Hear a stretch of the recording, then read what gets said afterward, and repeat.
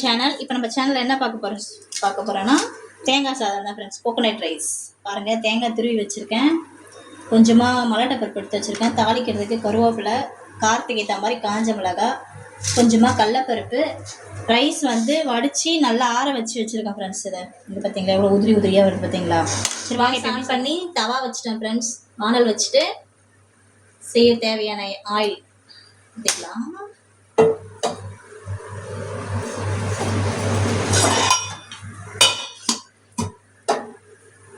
பாருங்க,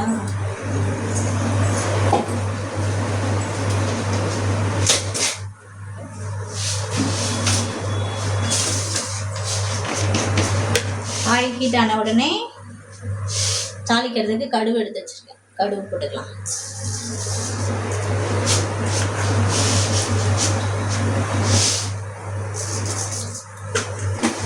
கடுகு தவறுக்கு பொரியட்டும் ஃப்ரெண்ட்ஸ். பொரியட்டும். அப்புறம் எடுத்து வச்சிருக்க கடலப்பருப்பு அதை சேர்க்க போறோம்.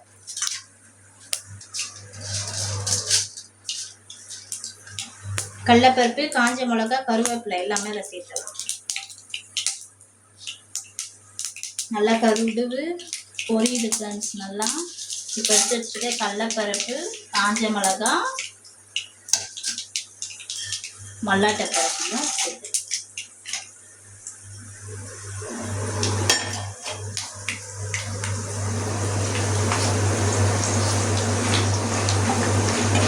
இன்னைக்கு என் பையன் தேங்காய் சாதம் கேட்டான் ஃப்ரெண்ட்ஸ். அதனால தான் தேங்காய் ரைஸ், கோகோனட் ரைஸ் ரெடி பண்ணி கொடுக்குறேன். இது கூடவே இது கொஞ்சம் நல்லா பொரியட்டும். கொஞ்சம் ப்ரௌனிஷாக வந்த உடனே, கொஞ்சமாக ரொம்ப ப்ரௌனிஷ் தேவையில்லை, கொஞ்சம் லைட்டாக ப்ரௌனிஷாக வந்த உடனே கருவேப்பிலை போட்டுட்டு,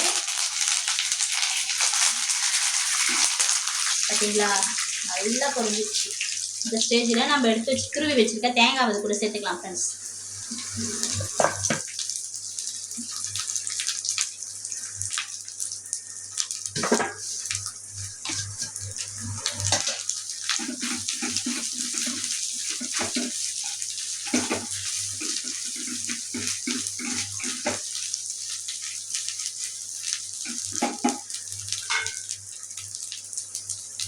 இதில் ரைஸ்க்கு தேவையான உப்பை சேர்த்துக்கலாம். சால்ட் உப்பு தான் போடுறேன்.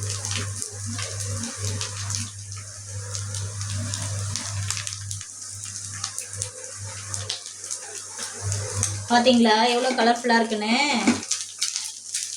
இது கூட நம்ம அப்பளம் வறுத்து வச்சுருந்தீங்கன்னா அதை உடச்சி போடலாம் ஃப்ரெண்ட்ஸ். இதில் ஃபைனலாக ரைஸ் போட்டு இறக்குறப்ப அப்பளம் வறுத்து இது கூட உடச்சி போட்டாலும் அதுவும் டேஸ்ட்டாக இருக்கும்.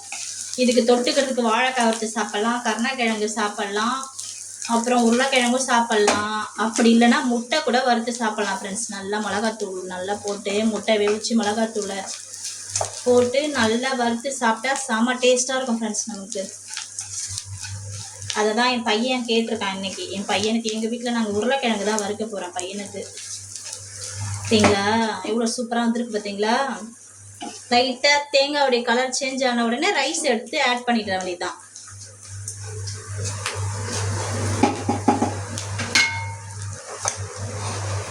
சேஞ்ச் ஆயிடுச்சு ஃப்ரெண்ட்ஸ். இப்போ நம்ம எடுத்து வச்சிருக்க ரைஸை இது கூட ஆட் பண்ணிடலாம்.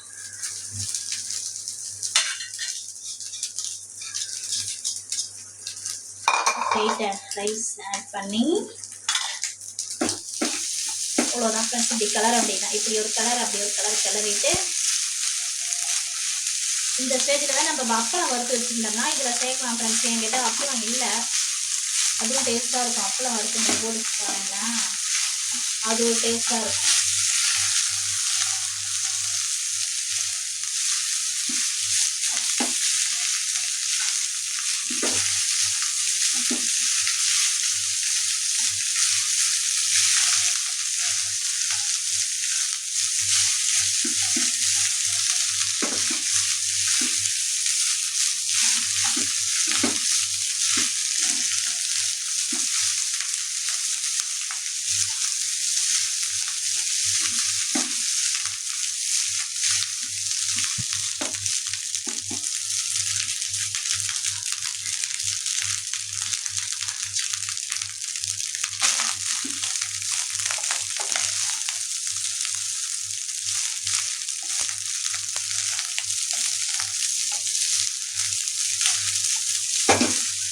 ஆல்மோஸ்ட் கோகனட் ரைஸ் ஈஸி தான் ஃப்ரெண்ட்ஸ். இது ரைஸை வடித்து வச்சுட்டு கோகனட் தேங்காய்லாம் நல்லா துருவி வச்சுட்டோம்னாலே ஈஸி தான். இது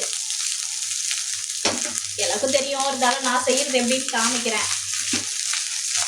நான் எப்படி தேங்காய் ரைஸ் ரெடி பண்ணுறேன்னு காமிச்சேன் ஃப்ரெண்ட்ஸ். நீங்கள் எப்படி ரெடி பண்ணுறீங்கன்னு கமெண்ட்டில் சொல்லுங்கள்.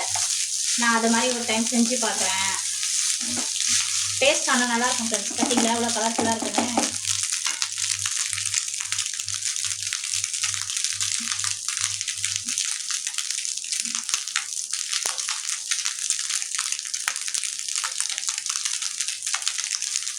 பார்த்தீங்களா ஃப்ரெண்ட்ஸ், இந்த ஸ்டேஜில் கேஸ் ஸ்டவ் ஆஃப் பண்ணிட வேண்டியதுதான்.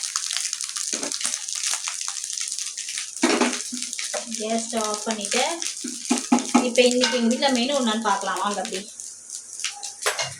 சுட சுட கோகனட் ரைஸ். பார்த்தீங்களா, சுட சுட கோகனட் ரைஸ். மார்னிங் டிஃபன் வந்து idli. Coconut rice morning tiffin idli friends. Idli அப்புறம் ரைஸ் ஒயிட் ரைஸ் கொஞ்சம் எடுத்து வச்சுருக்கேன். ஏன்னா தேங்காய் சாதமே ஃபுல்லாக சாப்பிட முடியாதுல்ல, அதனால் தேங்காய் சாதம் ரெடி பண்ணிவிட்டு கோகனட் ரைஸ் அப்புறம் வித் ரசம் வச்சுருக்கேன் ஃப்ரெண்ட்ஸ். இன்றைக்கி சுட சுட ரசம், ஆம்லேட்டு, முட்டை ஆம்லேட் போட்டிருக்கேன். அப்புறம் உருளைக்கிழங்கு பொரியல். அந்த கோகனட் ரைஸ் ஃப்ரெண்ட்ஸ். தேங்காய் சட்னி, நேற்று வச்ச சாம்பார் ஃப்ரெண்ட்ஸ். பார்த்தீங்களா, நேற்று வச்ச காய்போட சாம்பார். இதான் ஃப்ரெண்ட்ஸ் எனக்கு எங்கள் வீட்டில் மெனு.